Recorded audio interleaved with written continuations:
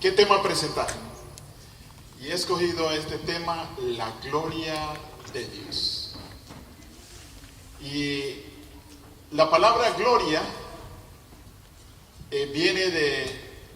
es una palabra muy antigua, que viene de raíces griegas, que no vamos a explicar ahora porque sería bien extenso, pero sería bueno que definiéramos qué es gloria. Es algo que hace a alguien honorable o ilustre, un ornamento distinguido, un objeto de orgullo. Podríamos decir que la gloria de alguien o de una región o de un lugar hay dos maneras de definirla. Una, ¿cuál es lo que más las personas exaltan de ese lugar? Pero también podríamos preguntarnos cuál es la gloria nuestra personal, porque ahora vamos a hablar de la gloria de Dios. Dice, la mayoría de veces los individuos determinan o escogen de qué ellos van a estar orgullosos. ¿Cuál es su gloria? Es lo máximo que ellos quieren mostrar o lo que a ellos les causa la más alta y máxima satisfacción. Eso es la gloria. No sé cada uno de ustedes cuál sea su gloria, pero la gloria es eso. Vamos a poner un ejemplo aquí. Conocí en Nueva York nada más muy orgullosa, que lo que a ella le parecía más bonito de su hogar, lo más lindo que había allí, eran los ojos de su hijo. Y cuando llegaba una visita, llegaba alguien, ella le pedía a su hijo que se quitara los anteojos. El niño sufría un poco de miopía y los anteojos de él le hacían ver los ojos bien grandes, pero ella quería que la gente se lo viera tal como eran. Y cuando habían visitas, el niño no podía le quitaba los anteojos, yo creo que veía al menos, pero la gente que venía a visitarle podía contemplar los ojos de ese niño, bonitos para ella. Ese era el orgullo de esa madre, esa era la gloria que había en esa casa.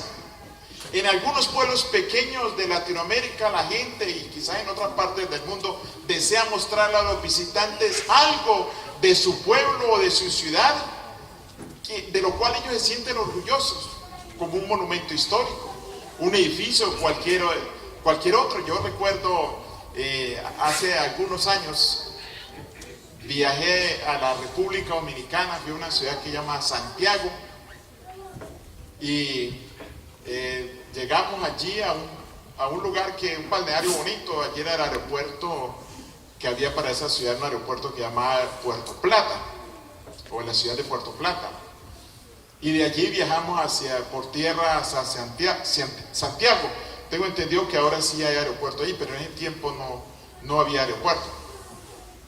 Estuve allí una semana, 2 semanas en la ciudad de Santiago. Y un amigo me dijo, no puedes irte aquí sin que conozcas el monumento a Duarte. Y me llevó, lo conocí. Conocí esa versión de aquel entonces porque, bueno, para aclarar la historia, más adelante yo me casé con una dominicana y claro, tuve la oportunidad de conocer muchas otras cosas y después por regresar allí y el monumento ya es diferente a ese tiempo. Pero la gente quería que conociera. ¿Sí? Por ejemplo, allí en Las Lajas hay este santuario, es una iglesia muy bonita y la gente que pasa por ahí quieren que conozcan, que todos conozcan el santuario de Las Lajas. Hay monumentos en diferentes países, en ciudades grandes o pequeñas, que la gente quiere, los que viven ahí, que uno lo conozca porque se sienten orgullosos de eso. Esa es la gloria. ¿Cuál es tu gloria? ¿Qué deseas mostrar a otros? Y en esta mañana nosotros quisiéramos preguntarnos cuál es la gloria de Dios. Pero primero quiero contarles que en la Biblia el rey Ezequías, quien fue curado por el Señor, no escogió mostrar a unos que lo visitaron para felicitarlo, no les mostró la maravillosa obra de Dios como la gloria de su casa, sino que escogió mostrar otras cosas con ciertas consecuencias.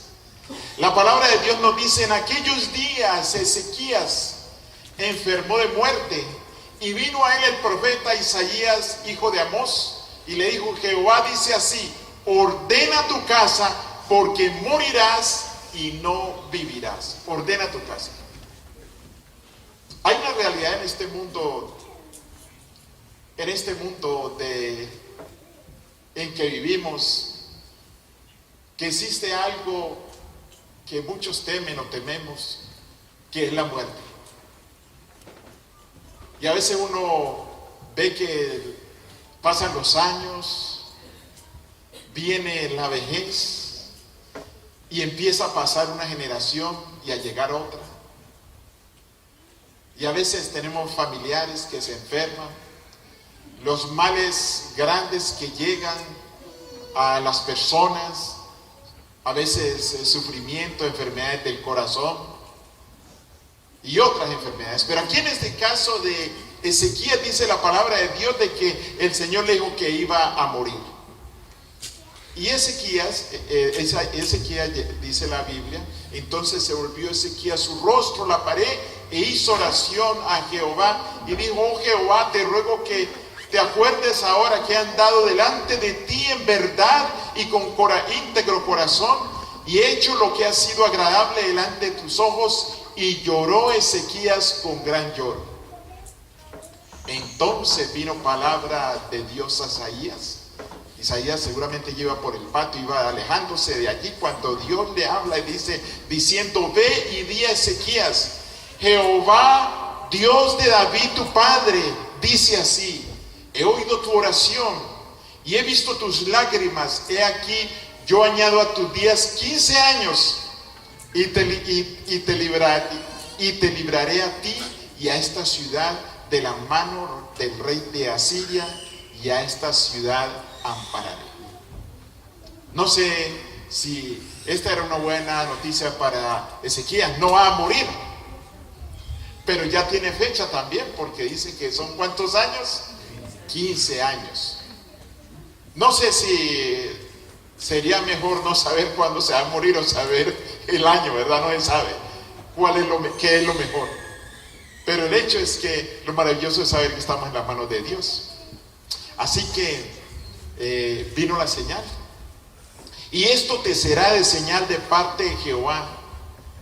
Jehová hará esto, ha dicho: he aquí, yo haré volver la sombra por los grados que ha descendido con el sol en el reloj de Acaz, 10 grados atrás, y volvió el sol 10 grados atrás por los cuales había descendido.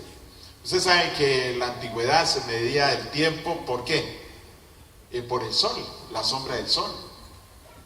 Precisamente ahora que veníamos viajando con mi esposa y los niños, yo les estaba diciendo que muchas veces yo aprendí desde pequeño, y sé que pues algunos aquí también, a orientarme por el sol. Por el sol yo me doy cuenta si voy hacia el este, al oeste, hacia el sur o al norte. Precisamente ahora que veníamos, no colocamos el Navigator, y yo cogí una calle y dije: yo quiero por aquí aquí vamos hacia el oeste, yo me guío por el sol. Y en la antigüedad también la hora se veía por el sol, y este reloj que fue un invento en la época del rey Acaz, el sol se volvió 10 grados. Ahora, cuando Josué estaba combatiendo, recuerden que también se devolvió. Ahora, nosotros no sabemos cómo ocurre eso, solo lo sabe Dios. Pero el hecho es que la devolución del sol 10 grados fue una noticia o algo que sucedió y se extendió por todo el mundo conocido de aquel entonces. Las noticias en aquel entonces iban más lentas que ahora. Ahora es rapidito, algo ocurre y en segundos ya todo el mundo está enterado, porque hay mucha gente que siempre prende su celular o la computadora o el radio o la televisión para ver qué está ocurriendo, y todo va rapidito, ¿sí? Entonces aquí ocurre esto y las naciones de aquel entonces se enteran. Así que en ese tiempo, aunque más lentamente llegó, vieron lo que ocurrió y la gente dijo: eso fue porque el Dios de Israel, Él ha curado al rey, y que se contó la historia. Así que debido a esto vinieron a visitarlo varios reyes. a visitarlo y a felicitarlo porque él había sido curado. Y no solo había sido, o sea, porque él fue primero curado, pues, bueno, no leímos toda la historia, pero él fue curado y Dios le extendió la vida. Entonces, que vinieron estos reyes a felicitarlo. Y dice la palabra de Dios: en aquel tiempo Merodach Baladán, hijo de Baladán, rey de Babilonia, envió cartas y presentes a Ezequías porque supo que había estado enfermo y que había convalecido, y se regocijó con ellos Ezequías y les mostró. ¿Qué les mostró? La casa de su tesoro, plata y oro, especias, ungüentos preciosos, toda su casa de armas y todo lo que se hallaba en sus tesoros. Eran tesoros que habían ido acumulando los reyes de Judá. Y no hubo cosa en su casa y en todos sus dominios que Ezequías no le mostró. O sea, vienen a visitarlo, y él, al ver los visitantes allí, le quieren mostrar lo que para él es su gloria, lo máximo que él tiene, porque tu gloria es lo máximo, es lo que tú quieres mostrar. Muchas veces la gloria de una persona viene siendo un hijo, o muchas veces la esposa siempre es la gloria del marido, pero siempre las personas tienen algo que quieren mostrar, que quieren que otros sepan que tiene. Y en este caso, esto fue lo que mostró Ezequías. Y entonces dice la palabra de Dios: entonces el profeta Isaías vino al rey Ezequías y le dijo: ¿qué dicen estos hombres? ¿Y de dónde han venido a ti? Ezequías respondió: de tierra muy lejana han venido a mí, de Babilonia. Dijo entonces: ¿qué han visto en tu casa? Y dijo Ezequías: todo lo que hay en mi casa han visto, y ninguna cosa hay en mis tesoros que no les haya mostrado. Entonces dijo Isaías a Ezequías: oye palabra de Jehová de los ejércitos, he aquí vienen días en que será llevado a Babilonia todo lo que hay en tu casa, y tú y lo que tus padres han atesorado hasta hoy, ninguna cosa quedará, dice Jehová. ¿Ocurrió eso o no ocurrió? Ocurrió. Todo eso fue llevado. Empezó la codicia allá en Babilonia. Ustedes saben, hermanos, que yo dije que vinieron a visitar los reyes. En sí fueron como príncipes, la gente que en las cuales confía el rey y envía. Y yo estoy seguro que la intención del rey de Babilonia fue sincera, mandar a que miren al rey, que lo feliciten. Pero cuando ellos vinieron, empezaron a contar todo lo que vieron, y empezó la codicia. Y ocurrió más adelante lo que dijo allí el profeta. ¿Cuál es tu gloria? ¿Qué deseas mostrar a otros? Moisés le pidió a Dios que le mostrara su gloria, lo que Dios desea mostrar de sí mismo. Muéstrame tu gloria. Dios también tiene la gloria que Él quiere mostrar. Y a veces, como humanos, nosotros podemos quizás equivocarnos en cuanto a Dios.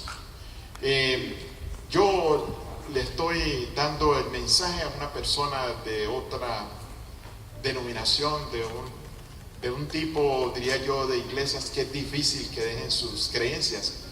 Y me he hecho amigo de él y lo he llevado lentamente, ¿sí? Sin irlo a ofender, o sin irlo lentamente, para poderle mostrar las verdades eternas. Me ocurrió también en una época con una señora de México que yo nunca traté de ofender a la guadalupana, que ella cree en la Virgen de Guadalupe, y logré mostrarle el mensaje. La Biblia dice, y yo le pido a Dios que me ayude y que ayude a todos los hermanos para que seamos sabios en la testificación. La Biblia dice: el que prende almas es sabio. Así que Moisés le dice a Dios: muéstrame tu gloria. Yo recuerdo cuando Elías fue a escuchar a Dios. ¿Y qué ocurrió cuando Elías fue y quería oír la voz de Dios? ¿Qué ocurrió?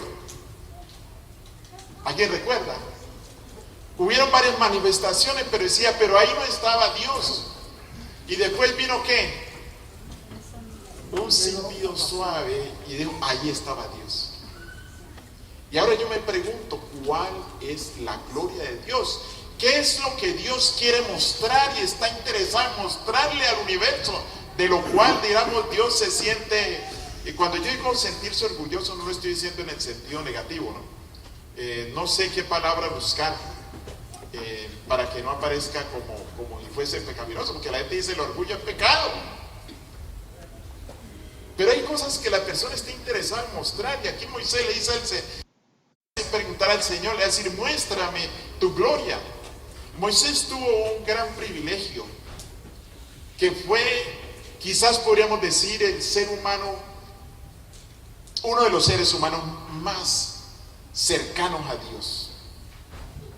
Yo digo uno de los seres humanos porque la Biblia nos habla de Enoc, séptimo de Adán, que anduvo con Dios. ¿Y qué fue? ¿Qué ocurrió?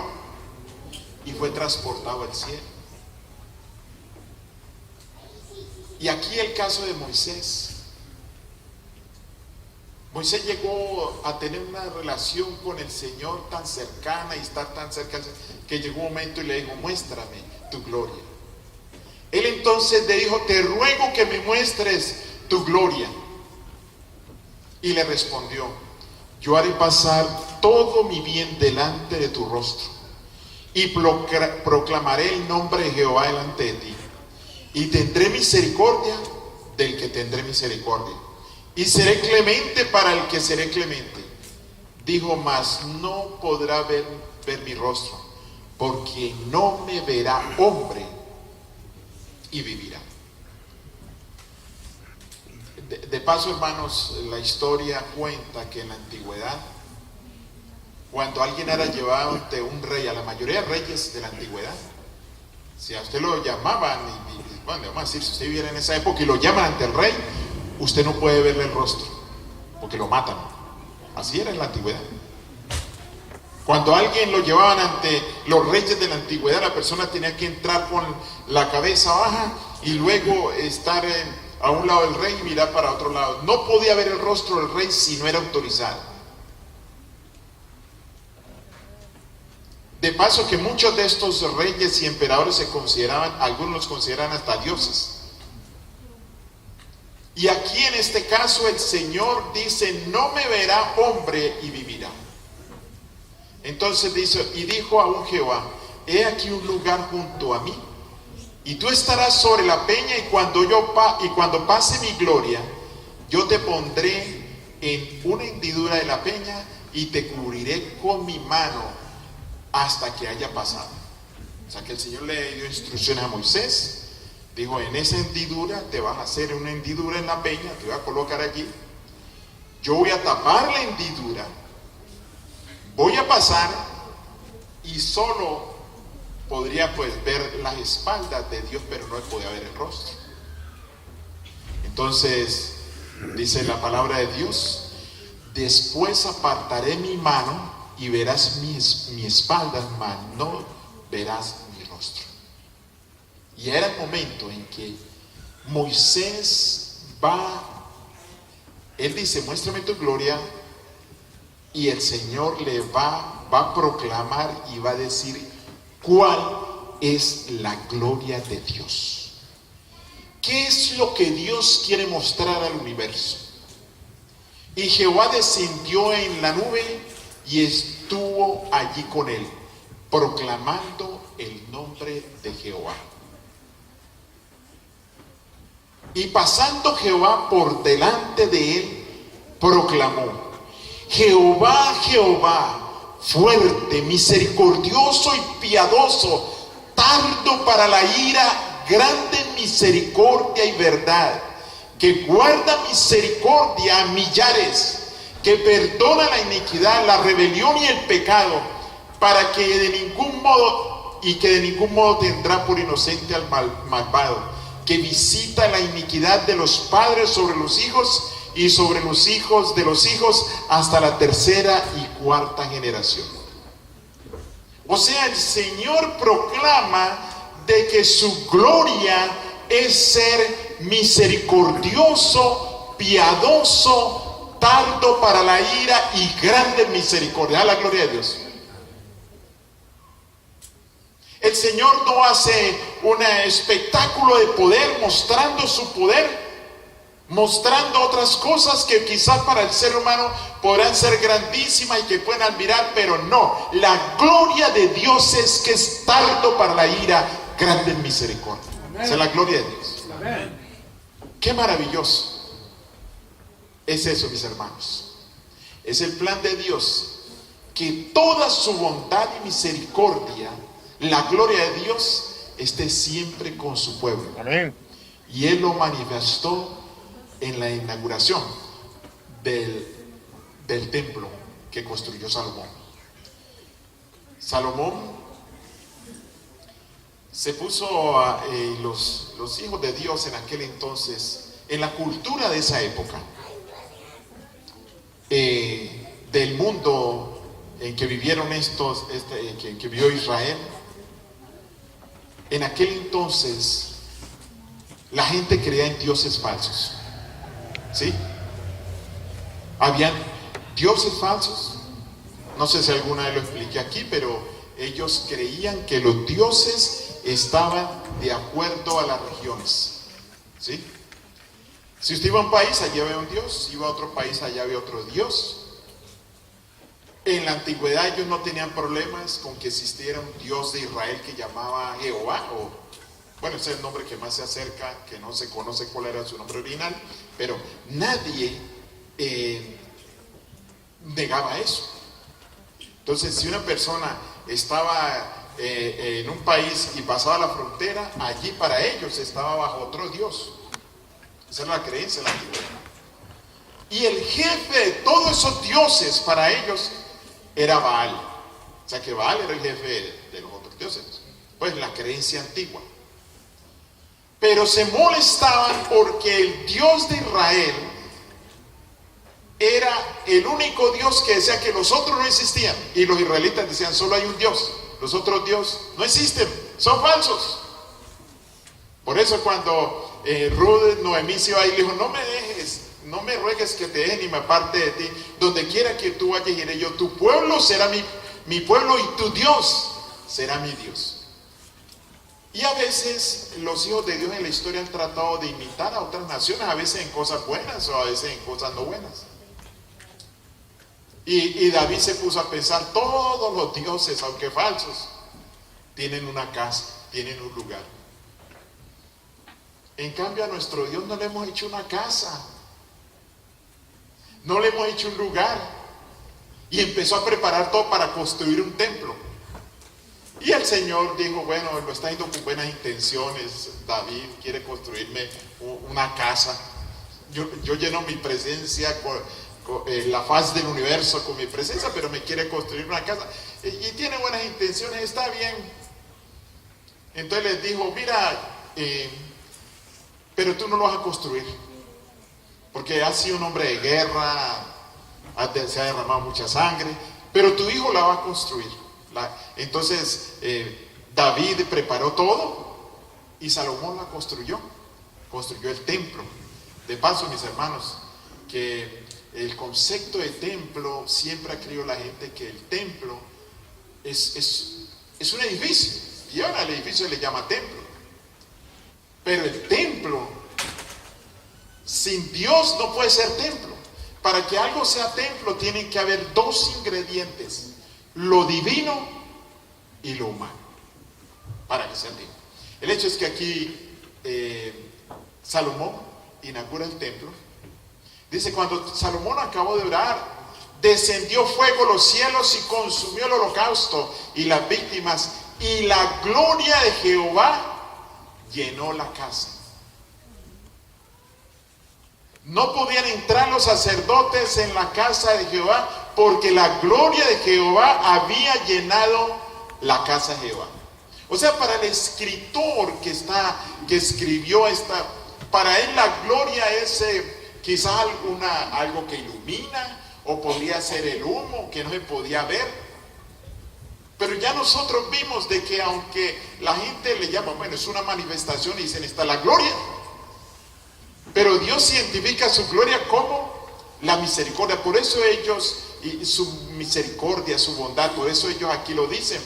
Y cuando vieron todos los hijos de Israel descender el fuego y la gloria de Jehová sobre la casa, se postraron sus rostros en el pavimento y adoraron y alabaron a Jehová diciendo, porque Él es que bueno y su misericordia es para siempre. El mundo tiene que conocer que Dios es misericordioso, que Dios es tardo para la ira. Desafortunadamente los hijos de Israel, ¿qué hicieron? Rompieron el pacto con Dios una y otra vez y recibieron la última consecuencia, el exilio. Ezequiel vio en visión la gloria de Dios dejando el templo. En sentido simbólico, Ezequiel ve que la gloria de Dios se aparta del templo. Dice allí, y la gloria del Dios de Israel se elevó de encima del querubín, sobre la cual había estado al umbral de la casa, y llamó Jehová al varón vestido de lino, que tenía en su cintura el tintero de escribano, y dijo, Jehová, y dijo Jehová, pasa por medio de la ciudad, por medio de Jerusalén, y ponles una señal en la frente a los hombres que gimen y que claman a causa de todas las abominaciones que se hacen en medio de ella.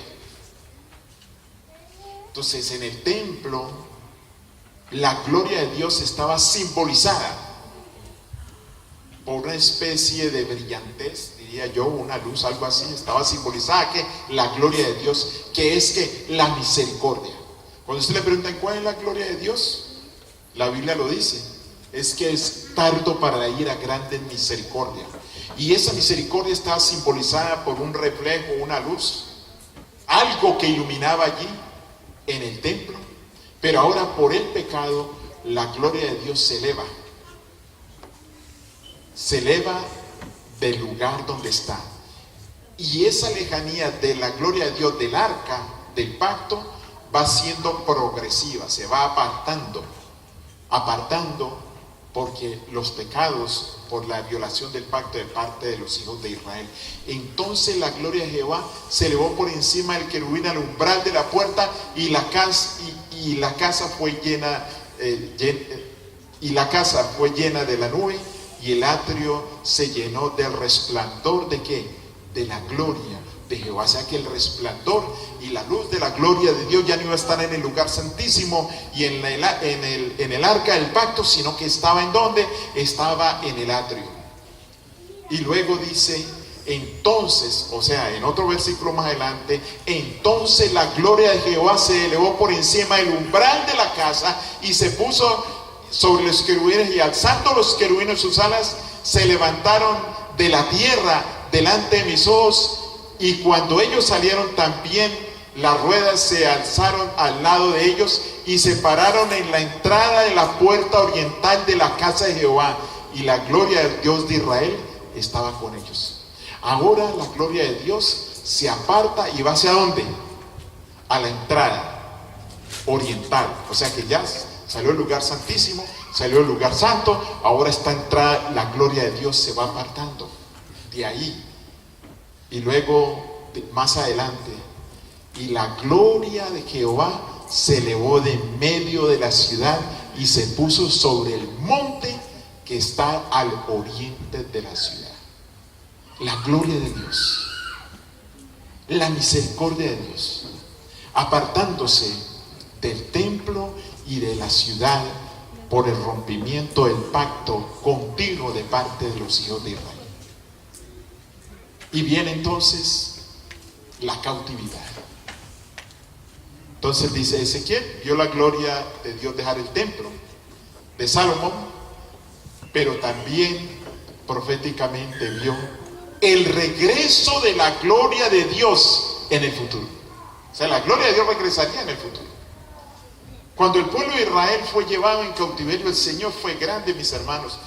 Cuando uno lee las escrituras de lo que le pasa al pueblo de Dios, al pueblo, y vemos que el Señor deja a Jeremías Jeremías no quiere irse, aunque Nabucodonosor le manda a decir, primero dice de órdenes, no me toquen a Jeremías, no le hayan a hacer daño, y si él quiere venir a Babilonia, que venga voluntariamente, o si no, déjenlo allá. Y él que se quedó allí. Jeremías se quedó con aquellos que no fueron llevados en cautividad. El Señor puso a Daniel, a otro profeta, en la corte del rey, en el palacio. Y Ezequiel estaba en la provincia del norte con todo el pueblo, o sea, con el pueblo, consolando, pastoreando a ese pueblo. O sea que el Señor tenía 3 profetas en 3 lugares estratégicos para continuar él bendiciendo a ese pueblo. Hermanos, ¿saben una cosa? ¿Para dónde se fue la gloria de Dios? La gloria de Dios se fue hacia Babilonia, hacia Siria, a esperar al pueblo para estar con ellos allí, en la cautividad, en medio de su castigo, en medio del exilio. El Señor estaba con ellos. Y Ezequiel vio la futura llegada de nuevo al templo de la gloria de Dios. Dice, y me llegó a la puerta, y me llevó luego la puerta, a la puerta que mira hacia el oriente, y he aquí la gloria del Dios de Israel que venía del oriente. O sea, se fue hacia el oriente. Recuerden que se hizo en el umbral, en la parte oriente del templo, y luego se fue a la parte oriente al monte, hacia Babilonia, pero ahora regresa. Y venía del oriente, y su sonido era como el sonido de muchas aguas, y la tierra resplandecía a causa de su gloria, y la gloria de Jehová entró a la casa por la vía de la puerta que daba al oriente, y me alzó el espíritu y me llevó al atrio interior, y he aquí la gloria de Jehová llenó la casa. Y oí uno de los que me hablaba desde la casa, y un varón estaba junto a mí, y me dijo, hijo de hombre, este es el lugar de mi trono, el lugar donde posaré las plantas de mis pies, el cual habitaré con los hijos de Israel para siempre. O sea, cuando la gloria de Dios regrese, la promesa es que se va a estar para siempre con sus hijos, cuando regrese la gloria. Y la Biblia dice que la gloria regresaría, y que la gloria de esa casa sería mayor que la primera. Así dice el profeta Ageo, dice, porque así dice Jehová de los ejércitos, de aquí a poco y yo haré temblar los cielos y la tierra, el mar y la tierra seca, y haré temblar a todas las naciones, y vendrá el deseado de todas las naciones, y llenaré de gloria esta casa, ha dicho Jehová de los ejércitos. La gloria postrera, es decir, la última de esta casa, será mayor que la primera, ha dicho Jehová de los ejércitos, y daré paz en este lugar, dice Jehová de los ejércitos. La promesa. Así que Simeón, el Señor le ha dicho que él no moriría hasta ver al Salvador. Simeón tomó al niño Jesús en sus manos y dijo, ahora Señor, despide a tu siervo en paz, conforme a tu palabra, porque han visto mis ojos tu salvación, la cual has preparado en presencia de todos los pueblos, luz para revelación a los gentiles y gloria de tu pueblo Israel. Amén. Hermano, la mayor gloria del pueblo de Israel es la persona del Señor Jesucristo. Amén. Pero es triste e irónico, hermanos, saber que le rechazaron y saber que la mayoría, el porcentaje más alto de ateísmo está entre los judíos. Si usted quiere conocer cuál es la raza o nación más atea, los judíos. La mayoría de los judíos, descendientes de judíos, son ateos. Y la mayoría de judíos, los que están en Israel, la mayoría son de religión, no son descendientes de los judíos. Porque la mayoría de los judíos, habrán excepciones, pero la mayoría de los judíos, de raza, descendientes de los antiguos judíos, son ateos. Y la mayoría de los judíos que hoy se conocen, que tienen religión, no son de raza judía, la mayoría. Hay excepciones. Hay muchos, por ejemplo, judíos peruanos, gente que va a trabajar a Israel y se convirtió al judaísmo y vive bien allá. Y esa es la gloria de Israel, es Cristo Jesús. Amén. Y Cristo Jesús es la gloria de Dios, porque es la mayor expresión de misericordia de Dios. Amén. Cristo Jesús. Cristo Jesús es el verdadero templo, donde más íntimamente está relacionado lo divino y lo humano. Cristo Amén. Jesús. La gloria. Y muchos esperaban ver esa gloria. Y nosotros veremos esa gloria venir en las nubes de los cielos. Amén. Que es la bendita esperanza. El mundo se enreda en conflictos, se enreda en tecnología, que déjeme decir, toda esta tecnología humana ante la tecnología de Dios es chatarra, hermanos. Es chatarra. Dios ha dotado a los seres humanos de sabiduría y de inteligencia, y ellos han estudiado las propias leyes que el Señor ha establecido en la naturaleza, y toda la tecnología de los humanos depende de las normas, de las reglas que Dios ha establecido. Pero todo eso no es ni comparación a la sabiduría que Dios tiene y que Él dotó a Adán. Así que ahí estaba Simeón contento. Jesús, la máxima expresión de la misericordia y del amor de Dios. Nosotros somos llamados por Jesús a glorificar a Dios y a ser portadores de la gloria de Dios. Amén. Que es la misericordia, que es ser tardo para la ira, grande en misericordia y en verdad. En esto es glorificado mi Padre, dice, en que llevéis fruto y seáis mis discípulos. Como el Padre me ha amado, así también yo os he amado. Permaneced en mí. Dice Juan 15, del 8 al 9. Estas cosas habló Jesús. Y levantando los ojos al cielo, dijo: Padre, la hora ha llegado. Glorifica a tu Hijo, para que también tu Hijo te glorifique. Amén. Como le has dado potestad sobre toda carne, para que dé vida eterna a todos los que le diste. Y esta es la vida eterna, que te conozcan a ti, el único Dios verdadero, y a Jesucristo, a quien has enviado. Amén. Yo te he glorificado en la tierra, he acabado tu obra que me diste. Ahora pues, Padre, glorifícame al lado tuyo, con aquella gloria que tuve contigo antes de que el mundo fuese. Si a muchas personas le dijeran ¿qué es la religión verdadera? Si su corazón no cambia, no la aceptan, hermanos.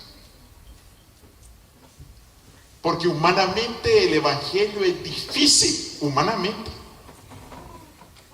Lo que requiere verdaderamente el evangelio, hoy en día la gente hace requerimientos. Hay diferentes religiones, creencias y creencias tradicionales. Y déjeme decirle, yo he estado en varios países, he conocido culturas. De paso tomé en la universidad una clase que se llama Cross Cultural Ministries, y aprendí a cómo las culturas y la gente es diferente, y a respetar sus creencias o sus tradiciones. Y quiero decirle, hermanos, que yo estaba en muchas iglesias adventistas diferentes, que si usted va a otra es totalmente diferente. No en las doctrinas, en los principios, porque es la misma Biblia y es el mismo mensaje adventista, pero en la forma a veces de hacer las cosas. Y entonces hay personas que cuando no están esperando que alguien actúe de una forma, ellos se van a oponer, y entonces a veces en las iglesias que son multiculturales hay problemas porque los unos creen que lo que están haciendo lo otro, la forma de hacer el culto, algo es pecado y tiene que hacerse así. Entonces las diferencias producen a veces conflictos, y es ahí donde hay que ser tardos para la ira y grandes en misericordia, porque ese es el evangelio. Si le preguntan, mire, ¿cuál es el evangelio? ¿Cuál es la verdadera religión? Se quedarían impresionados muchos de la verdadera religión. Entonces el Señor en su oración dice: la gloria que me diste yo les he dado, para que sean uno, así como nosotros somos uno. Si la gloria de Jesús, que es la misericordia, la paciencia, ser tardo para la ira, la obtenemos, seremos uno, no habrá conflictos, porque ahí está la gloria de Dios. Pero eso requiere una transformación profunda del carácter. Y déjenme decirles, porque a veces la gente ha pensado que el cristiano va por categorías y luego así ya está listico para irse para el cielo. Hermanos, hay que estar aferrados a Dios, porque la naturaleza pecaminosa no va a desaparecer hasta que no seamos glorificados. No va a desaparecer. Por eso hay que estar aferrados con el Señor y tener misericordia de los otros. Como cuando una persona, vamos a suponer, la han herido o está enfermo y lo llevan al hospital y dicen: no, aquí no quiero estar yo, aquí demasiado enfermo, aquí no puedo estar, y no quiere estar en el hospital. La iglesia es un hospital donde los heridos por el pecado y por la naturaleza pecaminosa estamos frente al médico Cristo Jesús. Amén. En aquellos días, y yo en ellos, tú en mí, o sea, la oración de Jesús, para que sean perfectos en unidad. Ahora no están hablando perfectos de que no pecan, no, la naturaleza pecaminosa y los defectos siguen, pero perfecto en unidad, para que el mundo conozca que tú me enviaste y que has amado a ellos como también a mí me has amado. Hermanos, yo no puedo, corté que historia que les voy a contar, no, es inevitable que yo la guarde, pero yo sé que muchos de ustedes la conocen. Un hombre que llega a la iglesia y el pastor nunca lo ha visto, le dice: pastor, yo vengo a que me bauticen. Oh, sí, ¿y usted ha recibido estudio bíblico? No, yo no he recibido estudios bíblicos. ¿Usted asistió a la iglesia? No, es primera vez que entro a una iglesia adventista, pero quiero que me bautice. ¿Pero cómo? Y entonces es que aquí no podemos bautizar a la persona y la persona no conoce el evangelio. Dios, es que yo realmente, yo sí lo conozco. ¿Y dónde ha escuchado el evangelio? No, yo no he escuchado, yo lo he visto. ¿Cómo así que usted lo ha visto? Aquí en esta iglesia, a esta iglesia viene mi vecino. Usted no sabe mi vecino cómo era la vida de él antes de venir a esta iglesia. Y después de que vino acá a esta iglesia y se hizo miembro de la iglesia, qué persona tan diferente. Yo quisiera ser como mi vecino. Antes lo aborrecía y no quería ser como él. Ahora yo quiero ser como él. Yo quiero que me bautice. Porque yo vi, usted dice que no ha oído el evangelio. No lo he oído, pero lo he visto. Hermanos, el poder de Dios transforma. Amén. Y puede poner a una persona llena de amor. Hermanos, mi abuelo, que fue pastor,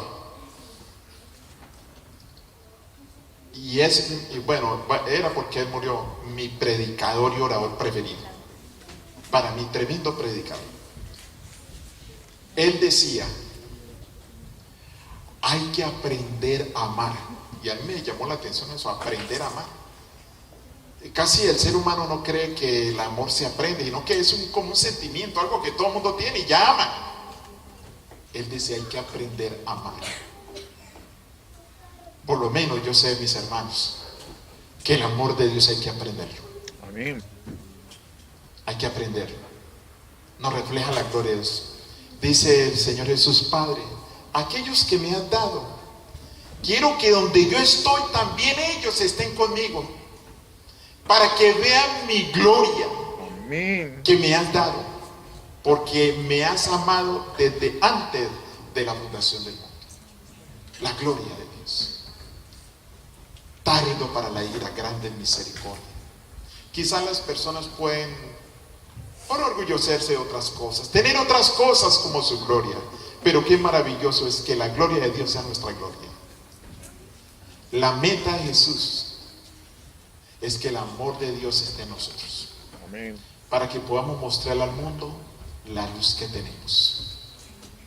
El Evangelio de Jesús es un poquito difícil para mucha gente y quizás para todo el mundo, pero en Cristo y con el poder del Señor es fácil. El Evangelio de Jesús es: pero a vosotros los que oís os digo, amad a vuestros enemigos, haced bien a los que os aborrecen, bendecid a los que os maldicen y orad por los que os calumnian. Quizás a algunos no les va a gustar en el mundo este evangelio, pero ese es el evangelio de Cristo. Amad a vuestros enemigos. Alguien podría decir: mira, predicador o pastor, como se llame, ¿cómo voy yo a amar a un enemigo? Y pues sería un poco difícil en el sentido si definimos los tres tipos de sentimiento o de amor que existen. ¿Sí? El uno es del griego eros, que es el amor físico, como el amor entre los cónyuges. Y yo no creo que nadie vaya a enamorar del enemigo, porque como es enemigo lo vea hasta bien feo. ¿Sí? Ese no cabe allí.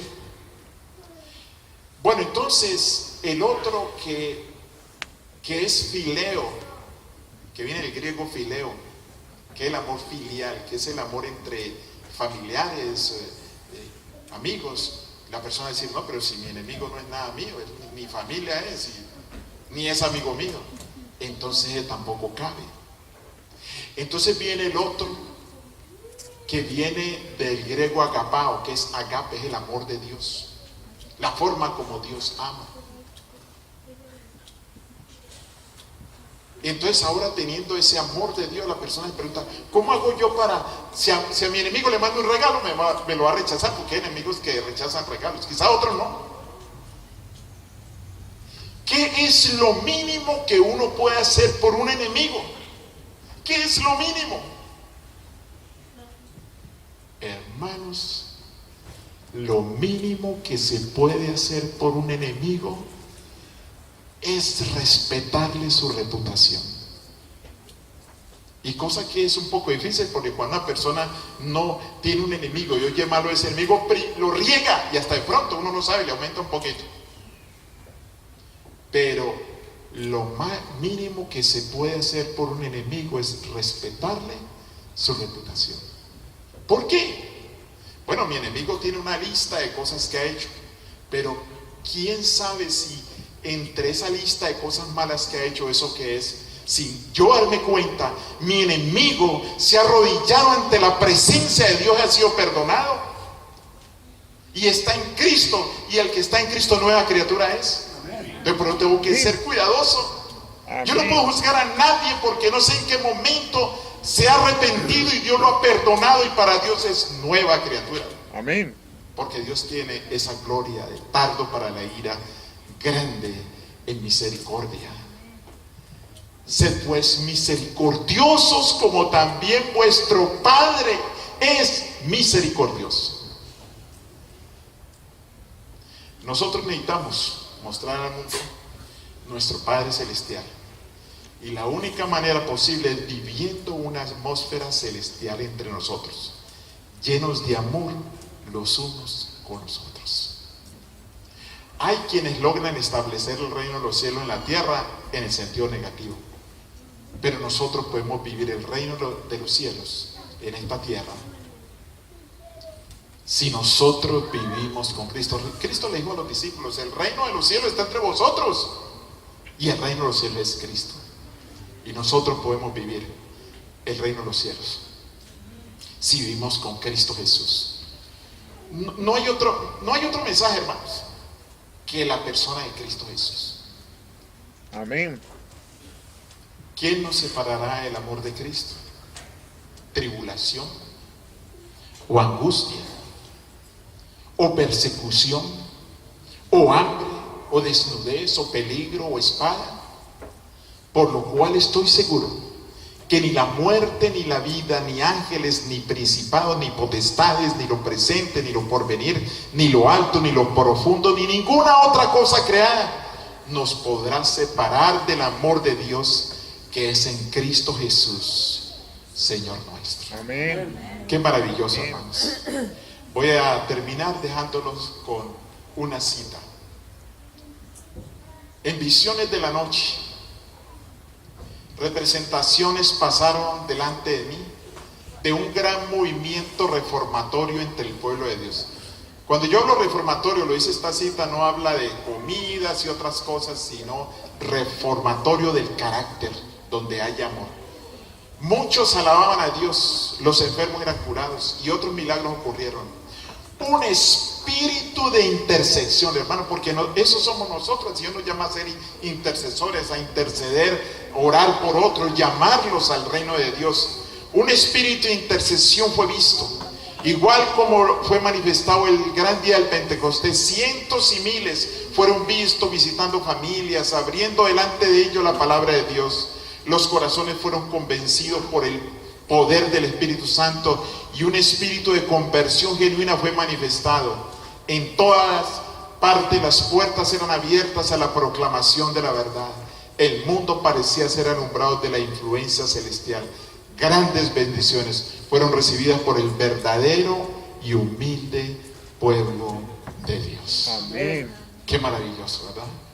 Eso es lo que nosotros queremos que ocurra. Esta promesa se cumplirá individualmente si cada uno de nosotros deseamos tener una influencia celestial y la gloria de Dios, el cual es su amor y su misericordia. Qué maravilloso es el Señor. Dios quiera que nosotros podamos ver, podamos manifestar y expresar a otros la gloria de Dios, su amor y su misericordia, y así ser uno en Cristo Jesús. Que Dios les bendiga.